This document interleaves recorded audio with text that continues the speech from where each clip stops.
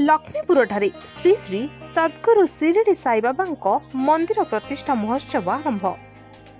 कोरापुट जिला लक्ष्मीपुर सदर महकुमा हनुमान मंदिर पार्श्व आज श्री श्री सद्गुरु शिरडी साईबाबा मंदिर प्रतिष्ठा महोत्सव पालन आरंभ हो जाइछि।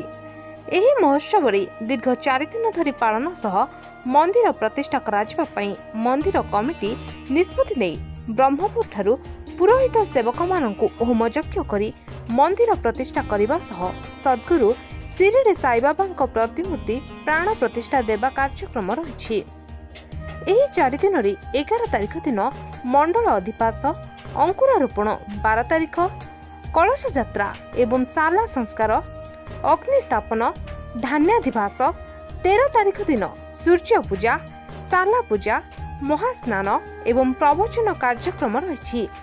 सेहीपरि 14 तारिख दिन सिंहासन आरोहण, पूर्णाहुति, दीपदान एवं भजन संध्या कार्यक्रम रहितबा बेले 4 दिन धरी प्रतिष्ठा महोत्सव रे समस्त भक्त मानक निमंते मंदिर परिचालना कमिटी तरफ अन्न प्रसाद सेवन पई व्यवस्था करा जायथिबा मंदिर कमिटी तरफ जणाई दिया जायछि।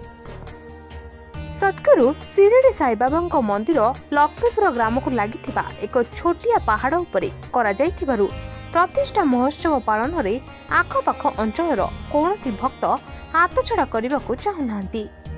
हजार हजार संख्यार भक्त समागम हेउथबा देखिबाकु मिलिछि। सद्गुरु शिरडी साईबाबा मंदिर दर्शन करिबा परे एठारू भक्त माने लक्ष्मीपुर ग्रामर सौंदर्यकरण उपभोग करुवा देखिबाकु मिलिछि। लक्ष्मीपुररू रंजन कुमार बिडिका रिपोर्ट, संभव टीवी ओडिया।